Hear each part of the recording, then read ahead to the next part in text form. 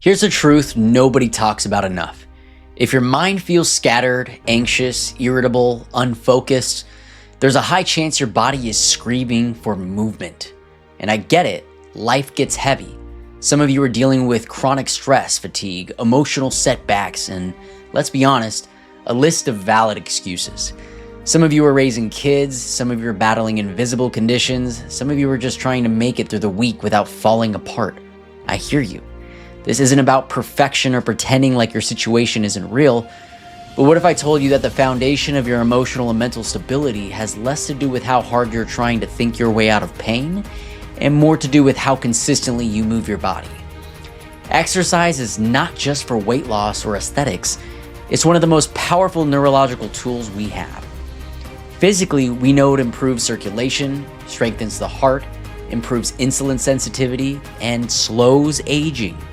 But neurologically, it balances hormones, elevates mood, improves sleep, sharpens focus, reduces anxiety, and quite literally changes the way your brain processes stress. Movement increases brain-derived neurotrophic factor, BDNF. That's the fertilizer for neuroplasticity. It helps your brain make new pathways, regulate emotions, and bounce back faster. If you're struggling to stay focused, to maintain relationships, to keep calm when life gets turbulent, start here. Stop underestimating the power of exercise and diet. Every time you lift weights, go for a walk, or nourish your body with real food and nutrients, you are strengthening your emotional baseline and increasing your body's longevity. You're giving your mind the chemical environment it needs to function, process, and regulate. And no, I'm not saying this is easy for everyone. I understand. Maybe you've got a shoulder injury. Maybe you're overwhelmed by your schedule. Or maybe the gym makes you feel self-conscious. Fine. So start where you are. But just start. Walk your neighborhood. Do push-ups in your room. Stand instead of sitting all day. Eat real food at least twice a day. Cut back sugar 1 day a week.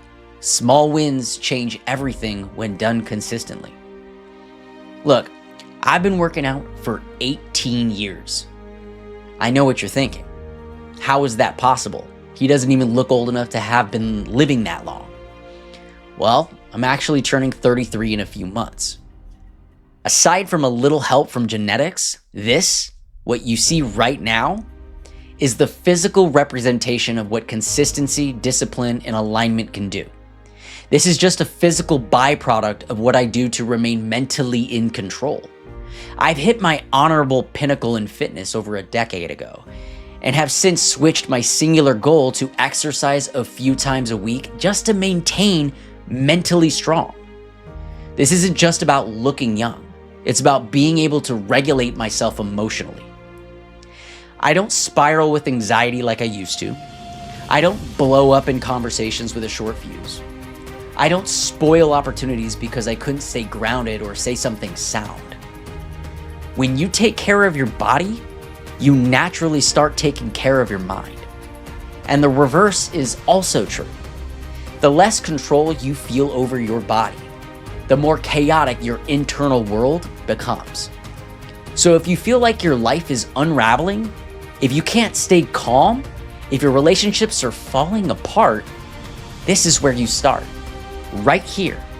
Not with a therapist, not with a mindset coach, not with a $200 program, but with a basic exercise, with real food, at least one healthier meal every other day, with movement, with breath. Let those things be your anchor. I used to think that it was all or nothing, but that's just not true. Little bits every week turns into massive results. Now, if you're in a darker place, if you're already struggling emotionally, or you've never really done it consistently in the past, you might need more support, and that's okay. Books can help, therapy can help, but none of that lands unless your physiology is stable. You can't build a calm mind on a chaotic body, and you can't build a future on a system that's breaking down. So if you want to age slower, think clearer, love harder, speak better, and live with more presence, your discipline with movement and food will be your foundation. Show up for it. Not once a year, not just when it hurts, every week. Every time it matters, because this is how you stop coping and start controlling. Not your emotions, your response to them. And that is real freedom. If this resonated with you in any way, or even motivated you to the slightest degree, I'd encourage you to follow me and share with anybody you think will align. Because real courage and support doesn't happen alone for you to start your journey. We can all phase forward together.